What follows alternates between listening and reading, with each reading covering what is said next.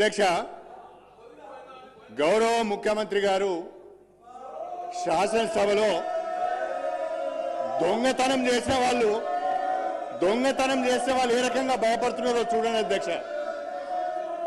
ధరణి అడ్డం పెట్టుకొని వందల ఎకరాల భూములను కబ్జా చేసిన వారు సిగ్గు లేకుండా ఏ రకంగా అరుస్తున్నారో చూడ అధ్యక్ష. సిగ్గు లేకుండా అరుస్తున్నారు.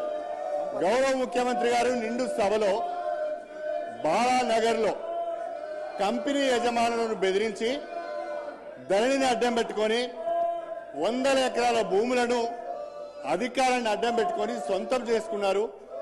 స్వయంగా ఒక మాజీ మంత్రి ప్రస్తుత ఎమ్మెల్యే పేరు తీసుకొని వారి బంధువులు ఈ రకంగా చేశారని చెప్పి ముఖ్యమంత్రి గారు సభ దృష్టికి తీసుకువచ్చి మీ ద్వారా హౌజ్ కమిటీ వేయాలని వారు ప్రతిపాదిస్తే సిగ్గు లేకుండా అరుస్తున్నారు అధ్యక్ష. నిజంగా నీకు నిజాయితీ ఉంటే, నిజంగా మీరు తప్పు చేయకపోతే హౌజ్ కమిటీకి ఒప్పుకోవాలని నేను చెప్పి కోరుతున్నా. దయచేసి మీరు తక్షణమే హౌజ్ కమిటీ వేయాలి అధ్యక్ష. ఇంకొక విషయం, సభ్యులు ప్రవర్తిస్తున్న తీరు అధ్యక్ష, రాష్ట్ర ప్రజలు గమనిస్తున్నారు. కొంతమంది సభ్యులు సిగ్గు లేకుండా శాసన సభ్యులమనే విషయాన్ని కూడా మర్చిపోయి అరుస్తున్నారు అధ్యక్ష.